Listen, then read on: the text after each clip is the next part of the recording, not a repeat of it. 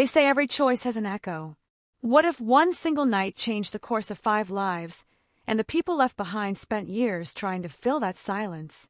In reminders of him, Colleen Hoover gives us guilt, grief, forgiveness, and how fragile what we call redemption really is. From Kenna's return to town to the final, quiet second chances. Let's begin. The town feels both familiar and foreign as Kenna steps off the bus. She has rehearsed this moment for years inside a concrete cell, but nothing prepared her for the real thing. The hum of life going on without her, the sound of passing cars, and the taste of free air that feels almost undeserved. Her hands tremble, slightly, as she adjusts the strap of her worn bag, holding everything she owns. 5 years. 5 years since that night. 5 years since the crash that killed Scotty. The air feels heavy with memory. She follows a quiet road until she reaches the spot she's thought about every day, the roadside memorial where strangers left flowers and a cross for Scotty. His name is carved into the wood, faded by sun and rain. She kneels down, touches the cross, and feels both the weight of guilt and a strange defiance. Gently, she pulls it from the ground, not out of anger, but out of exhaustion. She can't bear the world defining her grief for her anymore. The cross is buried in a patch of soil nearby, her way of reclaiming a piece of herself from the past. Her apartment is small, almost empty. Peeling paint, humming refrigerator, a mattress on the floor. But it's hers. For the first time in years, she can close a door and be alone without the echo of prison voices. That night, she writes a letter to Scotty like she's done hundreds of times. In those letters, she confesses the things she can't say aloud, that she misses him every second, that she hates herself, and that she's scared she won't be strong enough to face their daughter. Each word bleeds both love and regret. Ledger Ward's world runs on routine. The clang of glasses, the chatter of regulars, the steady rhythm of work.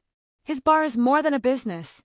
It's a place where the town gathers, where he listens, mediates, and keeps things calm. He's reliable, the kind of man everyone trusts. But underneath that steadiness, he carries his own scars. Scotty was his best friend, and the night of the accident never really left him. When a quiet woman walks into his bar, something shifts. She doesn't fit.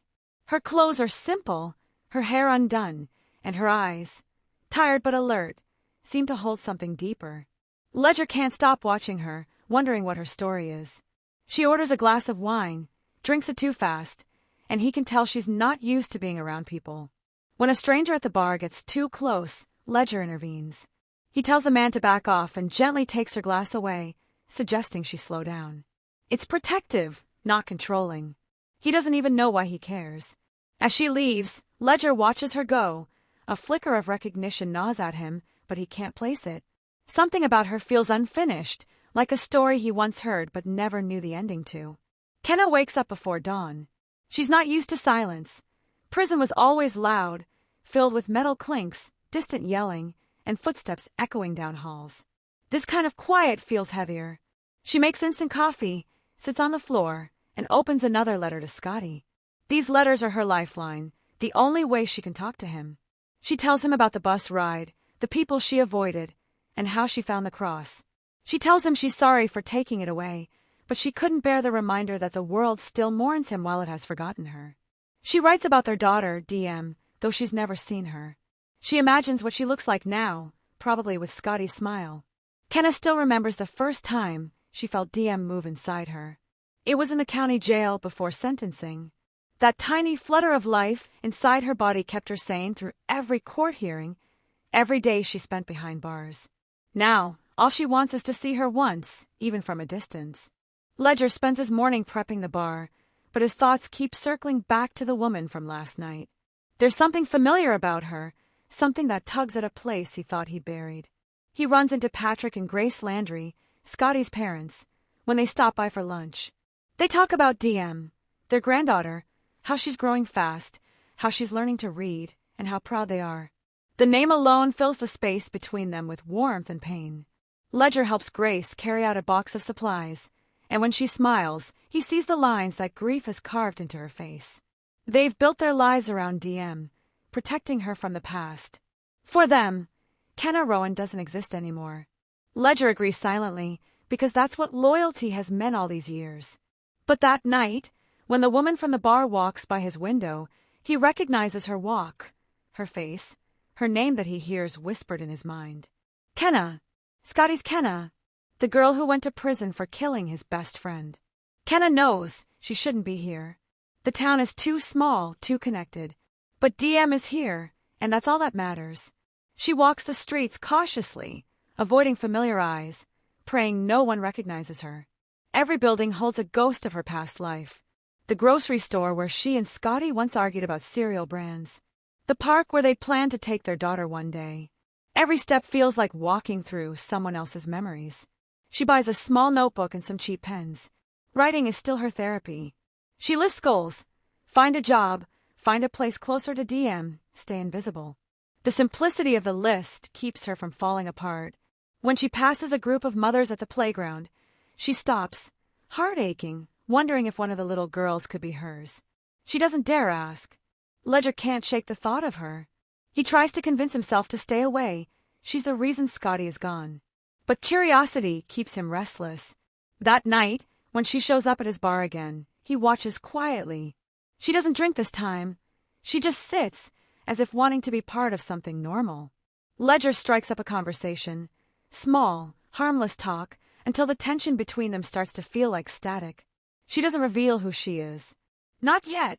But there's something in her eyes that makes Ledger feel that she's been through too much to fake anything. When she finally leaves, Ledger stands at the door, watching her disappear down the dark street. He tells himself it's just concern. But part of him knows it's something deeper. The letters continue. They're the only space where she can speak without judgment. She tells Scotty about the bar, about the man with kind eyes who reminds her of him.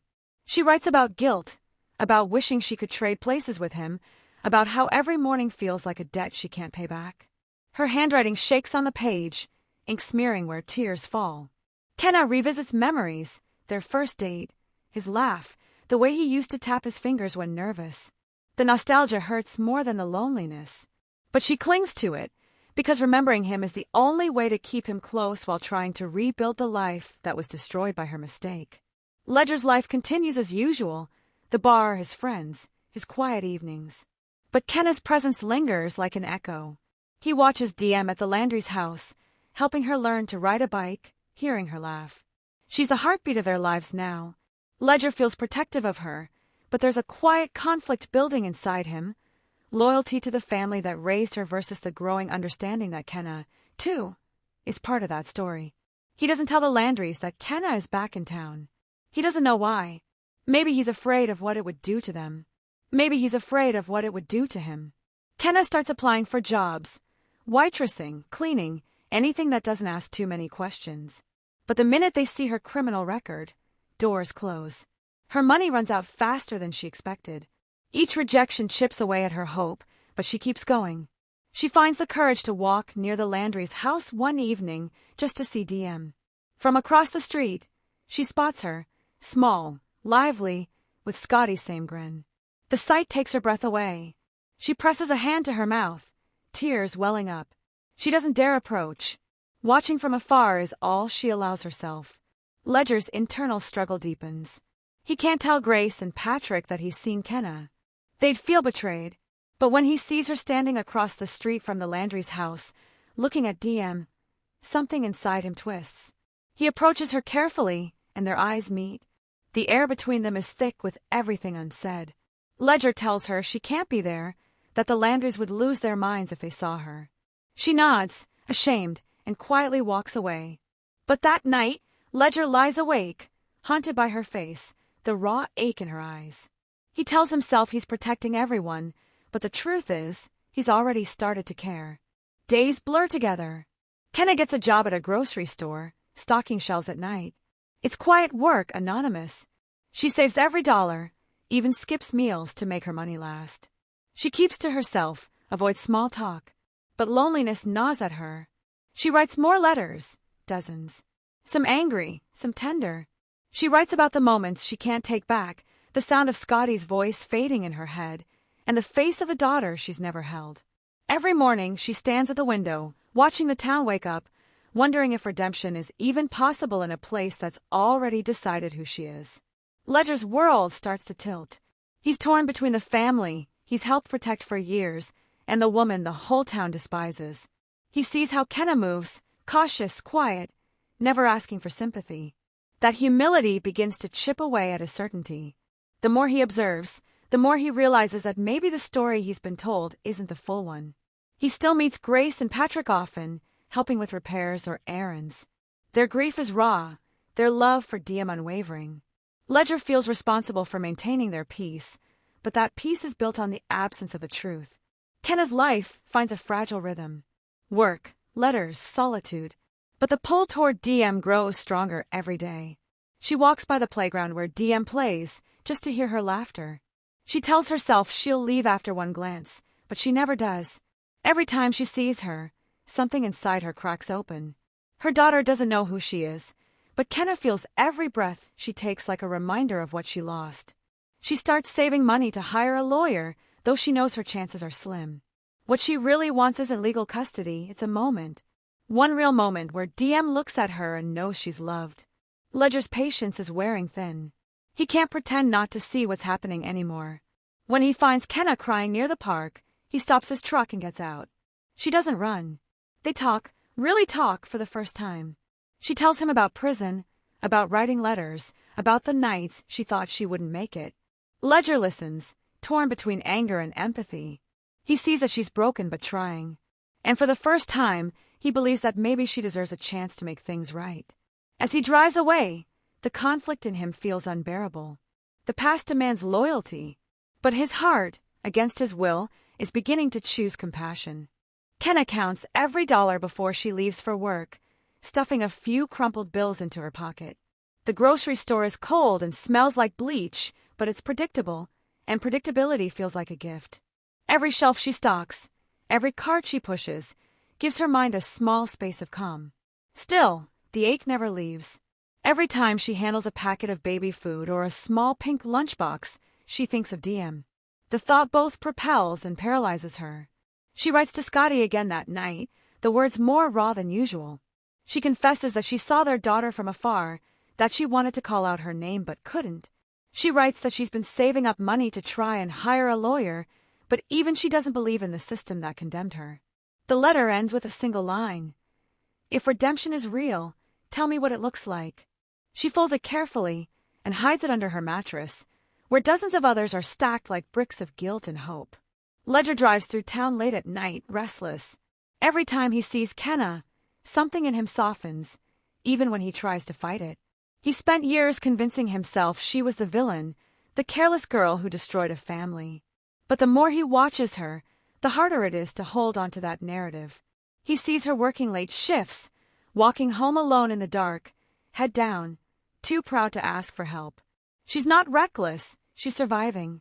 He starts stopping by the grocery store after closing time, pretending he's running errands. Sometimes he offers her a ride. The first time she refuses, but the next time she accepts, sitting stiffly in the passenger seat. Their conversations are awkward, full of long silences. But Ledger doesn't mind silence. He knows some people need quiet to feel safe. Each time he drops her off, the space between them feels heavier, charged with something that neither of them wants to name. The nights are cold now. Kenna curls up under thin blankets, reading and rereading old letters. They're her confessions, her diary, her evidence that she's still human. She decides to print them all out, one by one, as a kind of testimony. Maybe one day, someone, Ledger, Grace, anyone, will read them and see that she's not a monster. Work has become routine. The manager doesn't talk much. He just hands her the schedule, and she does what's needed. One night, she catches Ledger waiting outside again, hands in his pockets, leaning on his truck. This time, she smiles faintly. When he offers her a ride, she doesn't hesitate. The ride is quiet until Ledger finally says, "You don't have to do all this alone." She doesn't answer, because she knows she does. Ledger feels the shift before he admits it to himself. The town is whispering about him, about Kenna. He doesn't care, or at least he tries not to. Grace and Patrick trust him completely, and that trust feels heavier by the day. They invite him over for dinner, talking about Diem's new drawings and how much she loves her bike. Ledger smiles, but part of him feels like he's living a double life. When he leaves their house that night, he drives straight to Kenna's apartment. He doesn't have a plan, just an ache to see her. When she opens the door, surprise flashes across her face, then uncertainty. They talk for a long time about Scotty, about guilt, about how hard it is to breathe when everyone around you has already decided who you are. The conversation doesn't erase the past, but it builds something fragile and real between them. When Ledger leaves, he feels more lost than before, but also more certain of one thing: Kenna doesn't belong in exile. For the first time in years, Kenna feels the faint spark of something she thought she'd lost: hope. She wakes earlier, cooks small meals, and hums under her breath while getting ready for work. The town hasn't changed, but her perception of it has. There's kindness now in the smallest things: a neighbor who nods hello, a cashier who doesn't look away. And there's Ledger, unpredictable, gentle, and frustratingly loyal. One evening, he shows up again, this time with takeout. They sit on the floor of her apartment, eating and talking about everything but the past. She laughs for the first time in what feels like forever. The sound surprises her. For a moment, she's not the woman who went to prison, she's just Kenna. And when Ledger looks at her, she sees not judgment but quiet recognition, as if he's starting to see the person she's become instead of the girl she once was. Ledger's life starts to unravel at the edges. He's still running the bar, still helping the Landrys, but his mind is elsewhere. His feelings for Kenna are no longer easy to hide. When Grace and Patrick mention her name, bitterly as always, he feels a stomach twist. They don't know that Kenna is back, that she's trying to rebuild, and that Ledger is the only one standing between her and complete isolation. When the truth finally comes out, it's not gentle. Patrick finds out from someone in town that Kenna has been seen with Ledger. The confrontation is explosive. Words are thrown like stones: betrayal, disrespect, disloyalty. Ledger doesn't defend himself at first. He just listens, because he knows their anger is born from pain. But when Patrick accuses Kenna of being beyond redemption, Ledger snaps. He tells them she's not the same person, that maybe they should stop punishing someone who's already been punished. The room goes silent. Grace's eyes fill with tears. Ledger leaves with a bruise on his heart and a clarity he didn't want. Standing up for Kenna means standing apart from the people he loves. The fallout hits fast. Ledger stops by her apartment with a cut on his lip and a storm behind his eyes. He tells her everything: the argument, the shouting, the silence that followed. Kenna feels sick. She never wanted him to lose anyone because of her. She suggests he stop coming by, but Ledger refuses. "They'll come around," he says, though his voice lacks conviction. Days later, Grace reaches out indirectly. She sends a small envelope through Ledger, a few photos of DM. Kenna stares at them for hours. Her daughter's smile is sunlight. She memorizes every detail: the way DM's hair curls, the gap between her teeth, the energy in her eyes. It's both a gift and a wound. Kenna cries herself to sleep, clutching the photos against her chest, whispering thank you to no one in particular. Ledger tries to mend things with the Landrys, but it's complicated. The trust is cracked. Grace doesn't speak much when he visits, though Patrick stays civil. Ledger senses that Grace's anger is softening, but pride keeps her from admitting it. He still helps with repairs, still spends time with DM. But every time the little girl mentions her, Mommy in heaven, his chest tightens. He doesn't correct her. How could he? At the bar, people are starting to talk. Ledger doesn't deny the rumors anymore. He knows what they're saying, that he's falling for the woman who killed his best friend. Maybe he is, but love doesn't feel like betrayal to him. It feels like forgiveness, finally finding somewhere to live. Kenna meets with a lawyer using the small savings she scraped together. The meeting is short and brutal. Her record, her history, and the Landry stability make her chances almost non-existent. The lawyer advises her not to pursue custody. The odds are stacked too high. She leaves the office numb. Outside, the town feels colder, as if it knows she dared to hope. That night, she doesn't write to Scotty. She just sits in silence. Then Ledger knocks. He sees the look on her face and doesn't ask. He just holds her. For the first time, she allows herself to be held without guilt. The comfort doesn't fix anything, but it makes the unbearable slightly less so. Ledger finds the letters. Not intentionally, Kenna leaves a few on the table, open and half-read. He picks one up and reads a line before he can stop himself. The words hit him like a wave. Every letter is raw, full of love and remorse. They're not excuses, they're confessions. He reads how she blames herself, how she's begged Scotty for forgiveness, how she's lived every day trying to earn the right to see her daughter again. By the time he looks up, his eyes sting. When Kenna walks in and sees him holding the pages, she freezes. But Ledger doesn't apologize. "You loved him," he says quietly. "You never stopped." She nods, tears spilling freely. Ledger folds the pages carefully, sets them down, and promises he'll help her however he can. Not because he pities her, but because he finally understands her. Grace allows Kenna to meet DM, briefly under supervision. It happens at the playground, with Ledger nearby. The moment is surreal. Kenna's heart hammers as she watches her daughter run, laugh, and talk with the innocence of someone untouched by the past. When DM looks at her and says hello, Kenna almost forgets how to breathe. She doesn't reveal who she is. She just listens, soaking in every word. That short encounter fills a hole that's been open for 5 years. Afterward, she cries the whole way home, not from sadness but from the bittersweet realization that even a few minutes can feel like salvation. Ledger faces the consequences of his choices. Friends pull away, customers whisper, and his reputation takes a hit. But he stands firm. One night, when a drunk customer insults Kenna loudly at the bar, Ledger snaps. A fight breaks out, and Ledger ends up bloody but unbowed. He closes the bar early and drives straight to Kenna's place, knuckles bruised. When she opens the door, her eyes widen. He laughs it off, saying, "Guess I'm not the peaceful type after all." But she sees the truth. He fought because he believes in her. Kenna starts therapy, encouraged by Ledger. She sits in the small office each week, talking through memories she's never shared.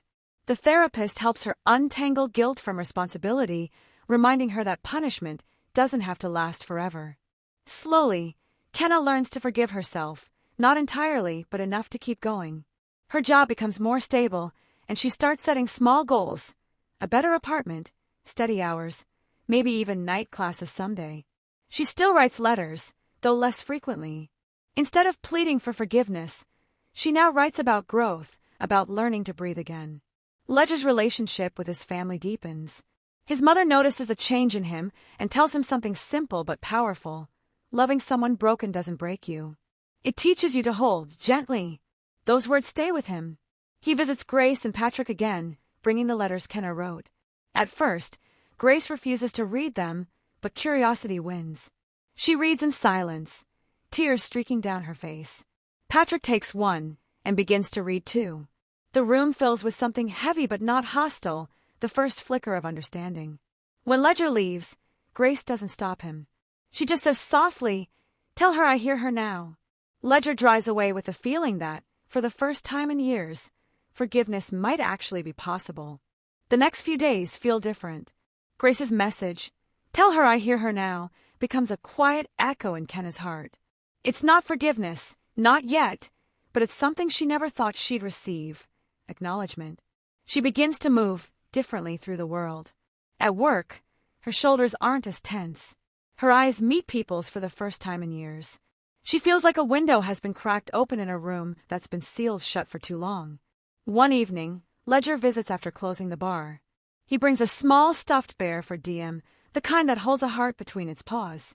Kenna touches it gently, imagining her daughter hugging it to sleep. She smiles, tears brimming. "One day, maybe," she says softly. Ledger nods. He doesn't promise her anything impossible, but his presence itself feels like a promise that she won't have to walk this road alone anymore. Ledger decides to do what he's been dreading for weeks: confront Grace and Patrick fully. He visits their home one rainy evening, letters in hand, heart pounding. Grace looks tired when she opens the door, but she lets him in without hesitation. Patrick stands in the kitchen, silent, guarded. Ledger places the letters on the table and asks them to listen, just once, with open hearts. He reads aloud one of Kenna's letters to Scotty, the one where she describes the night of the accident. How she stayed by Scotty's side after the crash, terrified and confused. How she called for help that never came fast enough, and how she was left to live with the unbearable truth that her mistake cost him his life. When Ledger's voice falters, Grace takes the letter and finishes reading it herself. By the time she reaches the end, Her tears fall freely. She loved him, Grace whispers, and for the first time, the anger in her voice fades. Patrick looks away, jaw clenched, but he doesn't stop her from speaking. Grace sends for Kenna. The message comes through Ledger. Grace wants to meet her. Kenna spends a day in a daze, terrified that it might be another rejection disguised as mercy. When she finally walks to the Landry's front door, her hands tremble. Grace opens it. The older woman's eyes are red, but her voice is calm. They sit together in the living room, the same space where Grace has spent years hating her. Grace doesn't say much at first. She just studies Kenna, as if memorizing the face of the woman who took her son's life, but is also the mother of her granddaughter. Then she speaks. "I've hated you for a long time," she says quietly, "but hate hasn't brought me any peace." Kenna nods, tears slipping silently down her cheeks. She doesn't defend herself, doesn't beg. She just listens. Grace tells her about DM's curiosity, her questions about her mother, and how hard it's been to answer them. Finally, Grace says, "I don't forgive you yet, but I'm willing to try." Kenna breaks down, overcome by gratitude for even the smallest chance. Ledger waits outside during their conversation, pacing on the porch. When Kenna finally steps out, she looks exhausted but lighter, as if a lifetime's weight has shifted an inch. She walks into his arms without a word. Ledger wraps her in silence, letting her breathe against his chest. He knows Grace's willingness doesn't erase the pain, but it opens a door that had been bolted shut for too long. Inside, he hears laughter, DM's voice, and for a fleeting moment, he imagines what it would be like for all of them to exist together without fear. Days later, Grace arranges a short, supervised visit between Kenna and DM. It takes place in the Landry's backyard. DM runs around barefoot, her laughter filling the air. Kenna watches from the porch, heart pounding. When Grace gently calls DM over and introduces her to a friend, Kenna kneels down, eyes glistening. DM studies her face curiously, tilting her head. "You have the same eyes as me," she says, and Kenna almost collapses from the force of it. They play together for a few minutes, bubbles, laughter, soft conversation, and for the first time, Kenna feels a small piece of her soul stitching itself back together. When it's time to leave, DM hugs her without hesitation. Kenna holds on a moment too long, whispering, "I love you," under her breath. Grace sees, and though tears fill her eyes, she doesn't pull DM away. Ledger spends more time at the Landrys now, bridging the gap between both sides. He helps Patrick fix a fence, helps Grace with groceries, and makes sure DM gets to school on time. Slowly, the family finds a rhythm again, one where Kenna's name isn't spoken with anger anymore. Grace still struggles, but she no longer forbids Kenna's presence. Ledger notices her softening in the small things, an extra photo sent, a kind tone in her messages. That evening, Ledger visits Kenna. They sit quietly, listening to the rain outside. She tells him she's scared of messing up again. He tells her that fear is proof she cares. Their hands find each other on the couch, and for the first time, neither pulls away. Kenna's world expands in small, steady ways. She moves into a slightly better apartment, with sunlight streaming through the window in the morning. She starts baking again, something she used to love before prison. Simple recipes, cinnamon and sugar, warm scents that fill the air. Ledger visits often, and they share meals, laughter, even comfortable silence. The relationship is slow and deliberate, built on trust and patience rather than passion. Kenna is careful with happiness now. She doesn't take it for granted. When she tucks the photos of DM beside her bed, she no longer hides them. They're a reminder that some things, no matter how broken, can be rebuilt. Ledger talks to his parents about Kenna. His mother listens carefully and tells him that love that survives judgment is the kind worth keeping. His father nods in agreement, saying, "People make mistakes, son. The brave ones own them and try to make them right." Ledger feels a quiet pride knowing Kenna embodies exactly that kind of bravery. He drives to Kenna's apartment late one night, unable to sleep. They sit on the balcony together, watching the stars. Kenna tells him she used to talk to Scotty through them, pretending he could hear her from wherever he is. Ledger reaches for her hand, intertwining their fingers. They don't need words. Silence between them feels like understanding. Grace begins inviting Kenna over more often, cautiously at first. The visits become less about supervision and more about inclusion. One afternoon, Grace finds Kenna sitting on the floor, helping DM color. She pauses in the doorway, just watching, the easy laughter, the quiet joy. It doesn't erase her grief, but it gives it new shape. Later that evening, Grace tells Ledger, maybe it's time to stop pretending she's the enemy. Kenna cries quietly when Grace hugs her goodbye for the first time. It's brief, awkward, but monumental. Forgiveness, she realizes, doesn't always come as a grand gesture. Sometimes it arrives in small, trembling steps. Ledger's friends notice how different he seems, calmer, lighter. He doesn't hide his relationship with Kenna anymore. The whispers in town continue, but they matter less now. People are starting to see what he sees. Not a criminal, but a mother fighting her way back to love. One night, Ledger finds Kenna writing a new letter. She's crying, but smiling too. It's the last one, she says. The last letter to Scotty. She explains that she's not letting go of him, just learning to live with him differently. Ledger listens, knowing how much this means. When she finishes, she folds the letter and sets it on the table, a quiet farewell. Kenna writes in her journal about Grace, not the person, but the concept. She reflects on how the world didn't know her forgiveness, yet she received pieces of it anyway. She realizes that true redemption isn't about undoing the past. It's about building something better from what remains. Every time she holds DM, every time Ledger smiles at her, she feels proof that life can bloom again in places she thought were dead. That evening, she visits Scotty's grave for the first time since returning to town. The cross she once buried has been replaced with a stone marker. She kneels, pressing her fingers to the cold surface, and whispers, "I kept my promise." She's safe. She's loved. Ledger joins her at the cemetery, standing quietly behind her. He doesn't say anything, just places a hand on her shoulder. Together, they stay until the sky fades into twilight. Kenna talks softly, sharing memories of Scotty, not to justify herself, but to honor him. Ledger listens, knowing that love doesn't always fit neatly into categories of right and wrong. When they leave, Kenna feels lighter, as though part of her has finally been set free. The following months are filled with slow, beautiful change. Kenna becomes part of DM's life, little by little. School events, small visits, bedtime stories over the phone. Each moment is a thread, sewing her back into the fabric of her daughter's world. Grace and Patrick watch from a cautious distance, learning to trust again. Ledger and Kenna's relationship deepens. They no longer talk about the past as something to fix, but as something that has shaped them into people capable of compassion. Love, for them, is not a rescue, it's a rebuilding. Years later, Kenna writes one last letter, not to Scotty but to DM. She tells her about love and loss, about how even when the world turns its back on you, there are still people who will reach out and pull you back to your feet. She writes about Ledger, about Grace and Patrick, about the family they've all become. She ends the letter with a line that defines her journey. "You are my reminder that forgiveness is possible, and that love is stronger than the worst thing I've done." She folds the letter, places it in a small box with the others, and locks it away. The past will always be a part of her, but it no longer defines her. Outside, DM laughs in the yard as Ledger helps her fly a kite.